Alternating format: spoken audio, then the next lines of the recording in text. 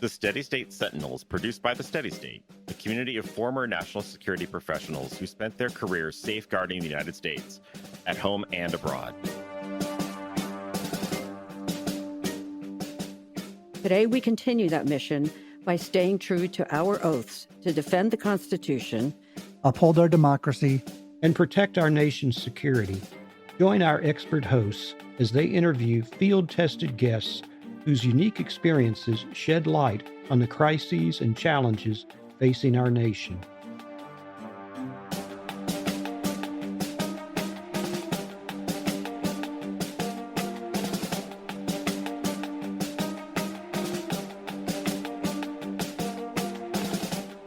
Welcome to the Steady State Sentinel. I'm Lauren Anderson. Over the past few years, many Americans have started asking whether they can still trust the FBI. That's not a partisan question, it's a democratic one. The FBI is one of the most powerful institutions in our nation and one of the least understood. What keeps it disciplined and apolitical is its adherence to process, evidence, and the rule of law. Tonight, I'm joined by three guests. All of us spent decades inside the FBI. We've seen it at its best, and we've seen moments that gave each of us pause. This is a conversation among professionals who understand the Bureau from the inside and who believe its credibility rests on discipline, restraint, and staying out of politics. So with that, I want to get started so you have the opportunity to hear from each of my colleagues. And Mark, would you please introduce yourself and start us off? Yeah, thank you, Lauren. Mark Ferbrache. I joined the FBI in 1983 at the age of 26. Came in through the Bureau's accounting program, and for my early years, I worked complex financial crimes. And then later on, I transitioned over to the national security side of the house, where I oversaw counterterrorism investigations. And then I even did a stint at the CIA's Counterterrorism Center just before retiring from the Bureau. And then after 28 years in the FBI, or nearly 28 years, I retired, and then I joined the Department of Energy's Office of Intelligence and Counterintelligence to help thwart foreign efforts at targeting DOE's labs and national security equities there. That's great. And so now we know you left because you retired out of the Bureau, but what brought you into the FBI? That's a good question. I thought about that when we last spoke, and I never had a driving urge to get in the FBI until I graduated from college the first time. My brother-in-law had just been laid off as a teacher, and he looked into the FBI as a potential alternative. He didn't pursue it, but he said I should, and I thought, what the heck? I had a BA in political science back in about 1980. So I walked into the FBI field office in Seattle and said, what does it take to get a job as a special agent? I was ushered inside, talked to a recruiter, and he was fantastic. I was hooked. He told me the greatest war stories about chasing fugitives in Chicago and doing surveillances on foot and in vehicles and doing interviews. That was it. But I had at that time, I wasn't qualified. So I had to either go back to get a law degree or get another BA in business with a concentration in accounting. Well, that was a short route, and I took that. So that's kind of how I wound up getting into the FBI. Kind of just fell into it. But boy, I'll tell you, it was the right job. It was really, I just had a ball, and I miss it tremendously. I think we all do. Hey, Nikki, how about you? So I started my career actually more broadly in the U.S. intelligence community in 2003. I started as an intern with the Defense Intelligence Agency, working as an intelligence analyst, which happened right after I had partially completed a PhD program. And that quickly transitioned into a full-time role with the Defense Intelligence Agency. From there, I transitioned into the FBI at FBI headquarters, actually LX1, to work in the counterterrorism division in the counterterrorism analytics section.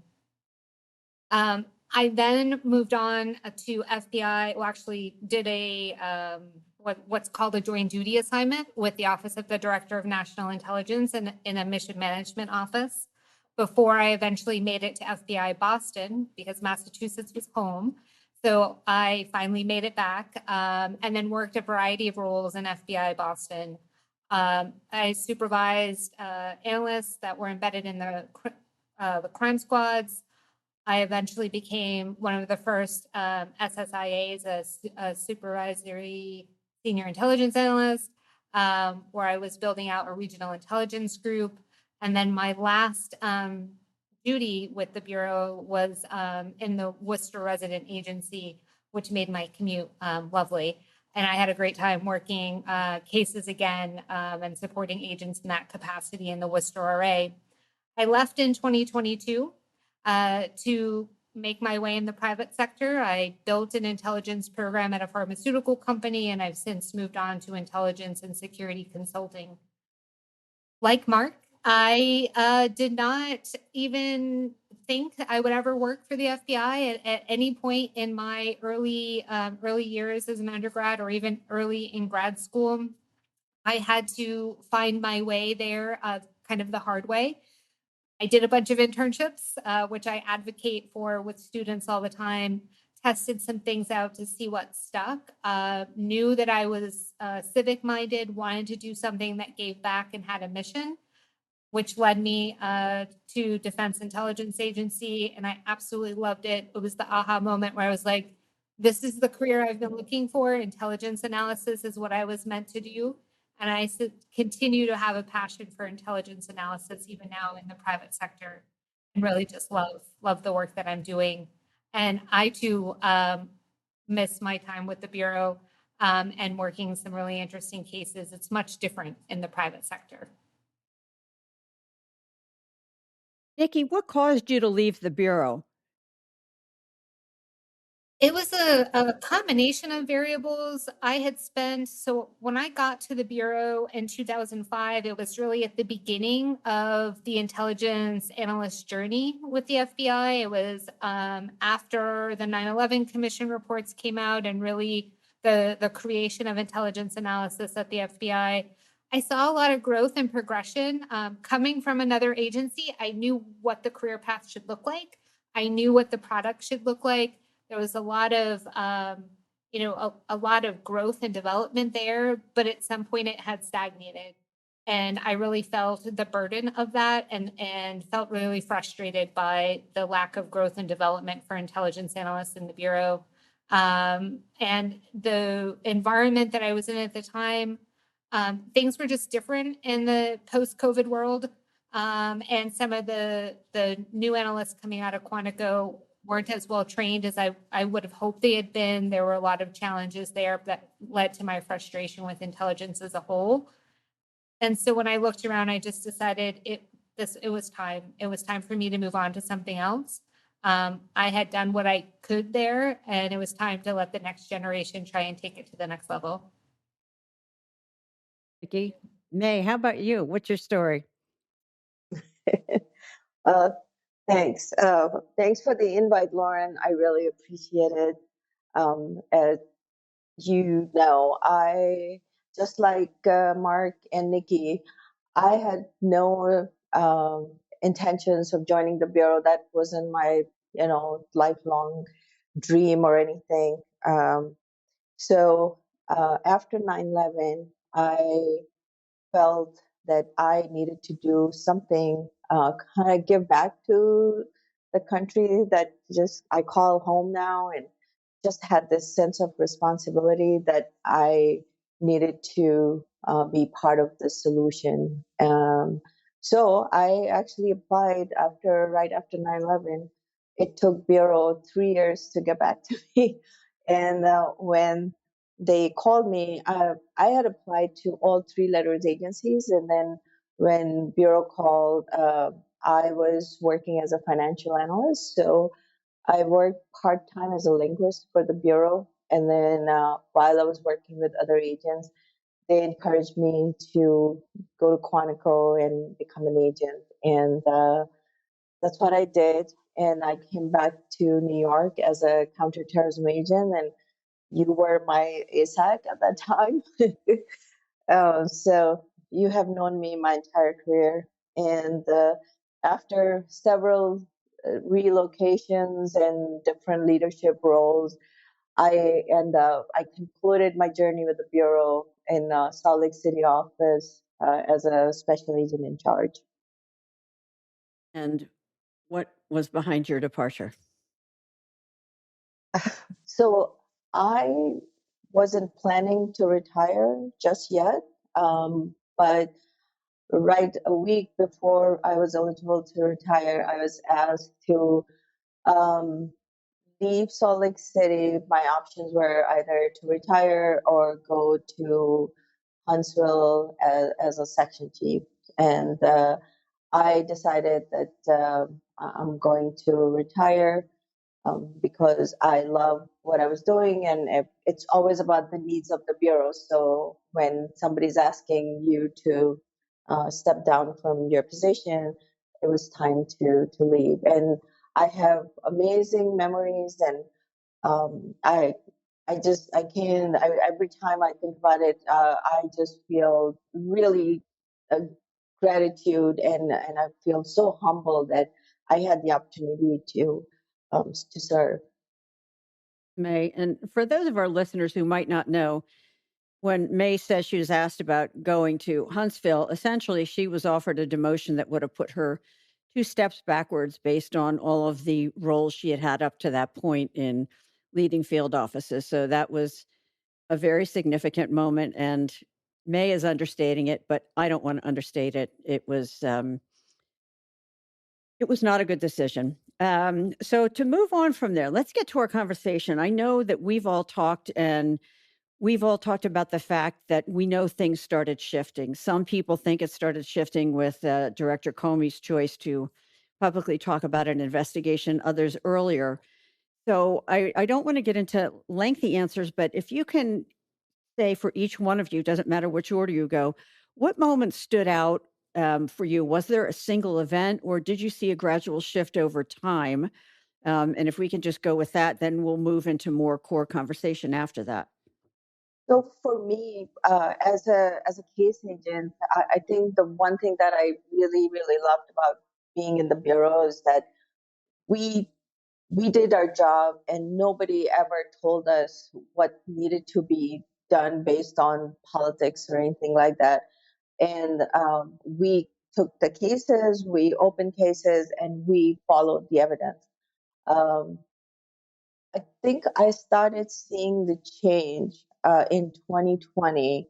Um, I think it was during the BLM movement, and what happened was there were police vehicles that were burned by the crowd, and we opened the case, and we were working with the U.S. Attorney's Office, and we were having a hard time getting subpoenas and warrants, and that was the moment for me, looking at this event, saying, what happened? Why can't we get our warrants and subpoenas? Because a crime was committed and we are trying to investigate.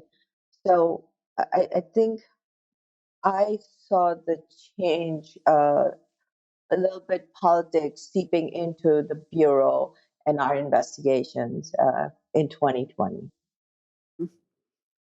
So, what? Let me ask you this: what does this look like for all three of you? When, and I know you've each had different inflection points in your careers, but when the rules start changing, the processes start changing, and it feels like politics is coming into play in an institution that we all know is to be apolitical. What does that mean for the people who are doing the work on the ground? How does that affect decisions? What does that look like? I think, just to kind of follow in here, it's extremely frustrating. I mean, to a person, everyone in the FBI is trying to work towards a common mission. They're dedicated to upholding the Constitution, the rule of law. These things are uniquely important. We all take an oath to the Constitution when we start our job. And when politics starts to creep into that, it hinders everyone's ability to do their work, either because, to Mae's point, they can't get the legal process they need to proceed with the investigation. or they're faced with questions or challenges to why an investigation was opened in the first place in instances where that wouldn't normally happen. And I think for each of us, it becomes, sort of that, again, like an inflection point of what's happening here. Why is this harder than it should be? Because quite frankly, to work an investigation, whether you're an agent or an analyst supporting that investigation, it's incredibly hard to work an investigation and meet all of the legal standards. And everyone takes such pride in that work to get it to the U.S. Attorney's Office or to the to really get them on board with continuing the process of the investigation, that when you can't even get those little steps along the way completed, it's just incredibly frustrating. What do you think? Yeah. So when I joined long ago, I noticed a slight culture change that I mentioned before about how the new air agents coming in 20, 25 years younger than me were not as committed to the Bureau. It was more kind of like a credential that they could use as a resume builder. And so it wasn't institutional, it wasn't politicization, but it was a change. And I assumed that was maybe a different way of recruiting, who they were targeting for recruitment. But the big tipping point came when Comey had his outburst on July of 2016. I have to imagine, now I've been out since 2011, but imagine what the working folks, the workforce, let's call them the rank and file, that must have been tremendously confusing for them, because we got recruited and trained rigorously in Quantico about our authorities, procedures, rules, customs, and he blew them out of the water. So how does it affect people in the field? It makes me think they must be thinking like, well, what do I do now? I'm shooting at a moving target. Do these rules apply to me, or do they only apply, to executives when they decide they want to enforce them or decide to follow them? So I find it really it deteriorates the continuity of the whole agency, because people start wondering, how do I make my decisions? Do I continue to follow the rules, or if I do something that upsets somebody, then maybe my career is on the line? That's a frightening place to be. As we all know, I can't even imagine how people are dealing with it today. And I appreciate you being so candid about that, both Mark and Nikki. And Mae, I know you talked a little bit about where you saw some differences on the January 6th investigations. Could you touch on that briefly and how that made you and the folks that you worked with feel? Yes. So I think the January 6th cases, I felt that the office was kind of divided when that started to happen. To me, I think there were some righteous cases, but I think some were just, we went a little too far, and I think that created a little bit unrest within the bureau, within agents, where agents felt uncomfortable opening cases, and that's where this kind of like unrest, started in the bureau. Um, I know that I had never seen anything like that before. We work cases, as you know, in the CT world. Like we open a case, and everybody was jumping on it. They wouldn't even go home because they wanted to work those cases. But I think January 6th cases were very divisive for the field offices. Some people were really for those cases. Some were just,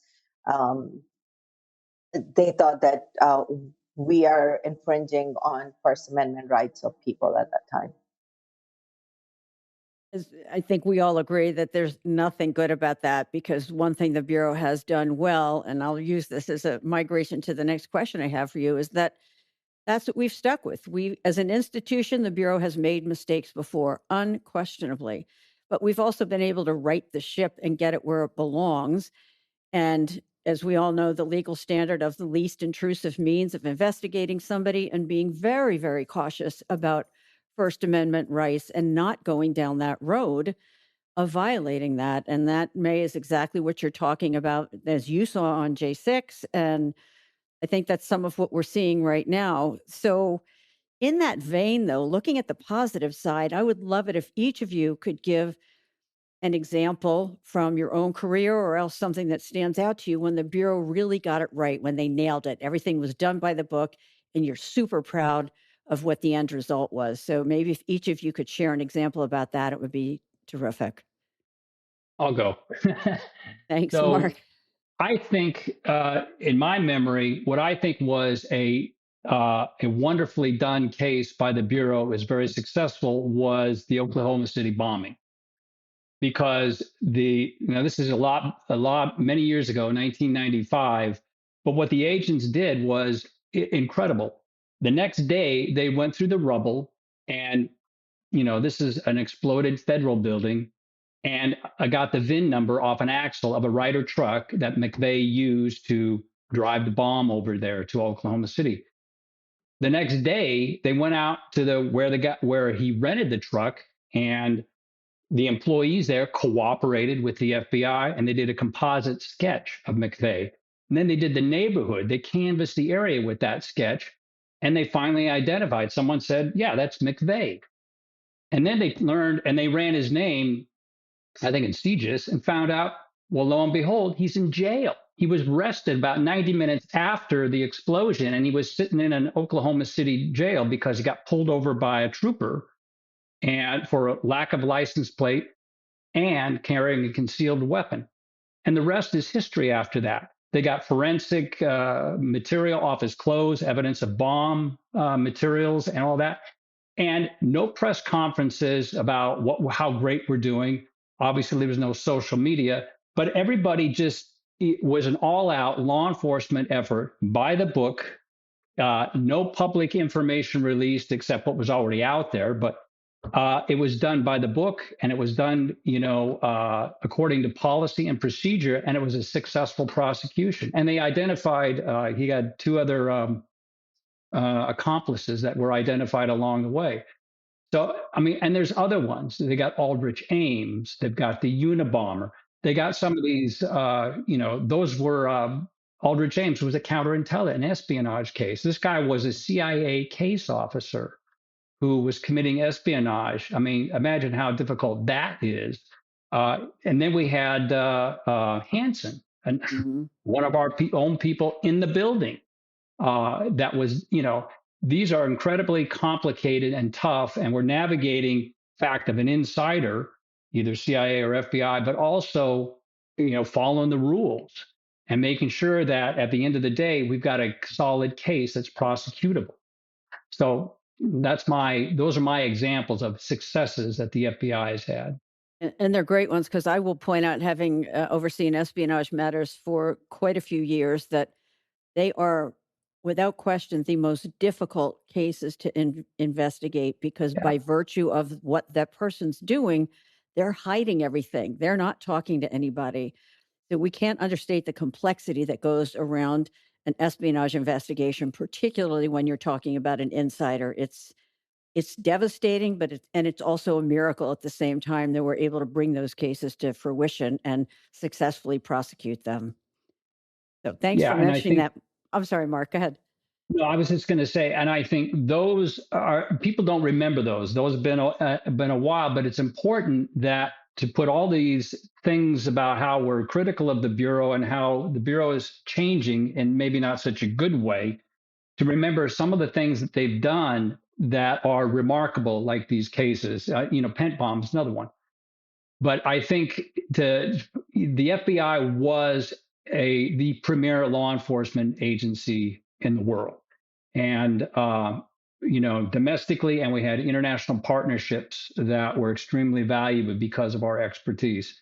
So I think it's important to remember those, and hopefully maybe leverage those to get back to that type of productivity and that type of success. Thanks. I appreciate that, Mark. Nikki, Mae, do either of you have anything you'd like to add or Uh, something? I will go first, Lauren. I think I couldn't agree with Mark. Those were great examples, but also just to remind people that we don't do just cases inside the U.S. We also do overseas cases.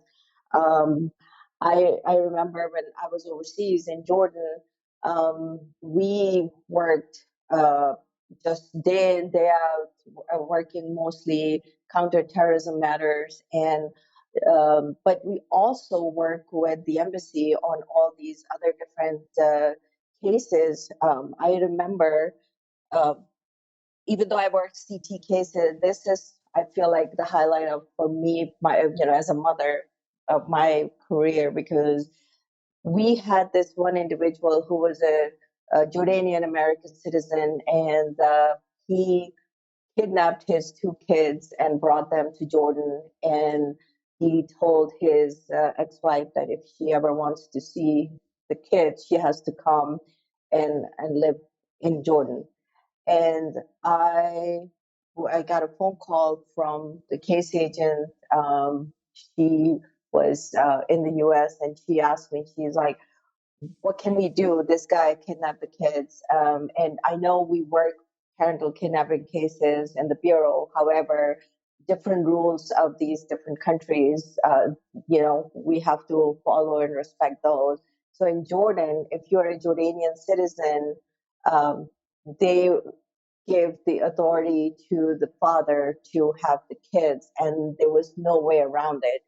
And I work with all the different agencies, even the Sharia law, just trying to figure out if there is any way we can bring those kids back to the US. And I was told that there is no way those kids can ever come back because those parental kidnappings happens and it's the father's right. So not to get into too many details, but uh, we were able to bring those kids back to the U.S. I think I kind of didn't tell my league at what I was doing because I figured if somebody is going to get kicked out of the country, it should be me. One should stay back because it might have created an international incident because we actually created this whole plot, and then the mother came and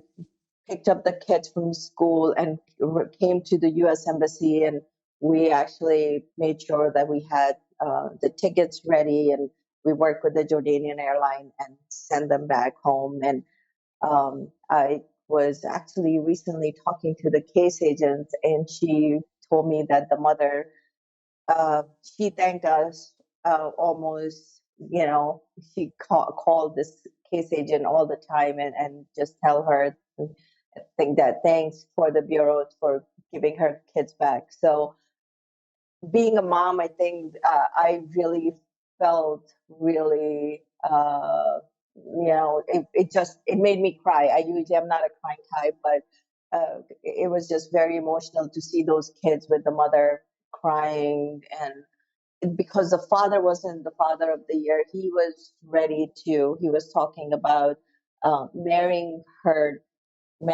the daughter once she hits puberty, meaning 12, 13 years old, he was going to marry her. So they were living in miserable condition. And when they came back, I think the mother was happy, the kids were happy. So we not only put bad people in jail, we also help the American people, making sure that we protect our children as well.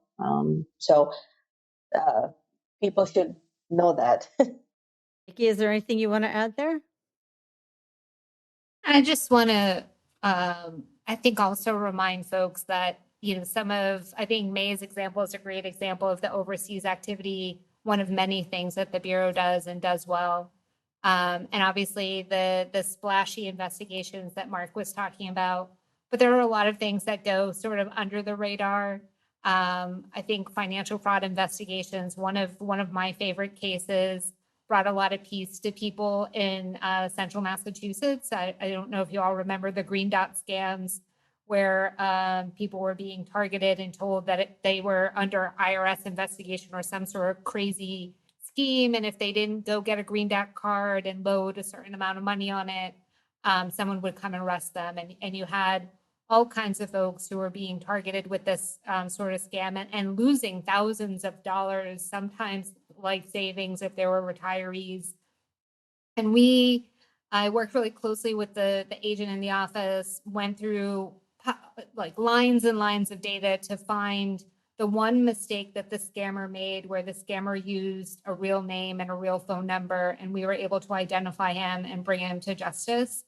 And even though the victims probably won't see a penny back because of the way restitution works, but they got peace of mind that they were in part vindicated, that this wasn't their fault. This was someone else's fault who took advantage of them. And I think those things that affect everyday people, I think everyone listening to this probably has experienced either a scam phone call or a scam email. And to know that there's an organization like the FBI out there looking out for you as the consumer, as just a regular citizen, is important.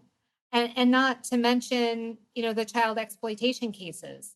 To me, there's a special place in hell for people who target the elderly and children. And without the FBI, you don't have people looking out for those groups of people and able to bring them to justice. I think it's really important for everyone listening to this, the American people in general, to know that that's what this organization is there for, to do, and they do it well. Thanks, Nikki. That's absolutely perfect. And, as we start finishing up, I want to ask each of you this. For someone who doesn't follow the FBI on a daily basis like we do, why does it matter if the Bureau loses its independence? What does that mean for the American people? And if you would each just give me, your own quick thought on what that means to you, what this means to the American people, I would be grateful. Okay, I'll give it a shot here. I think I mentioned earlier that the FBI has this almost mythical reputation as the world's premier law enforcement agency.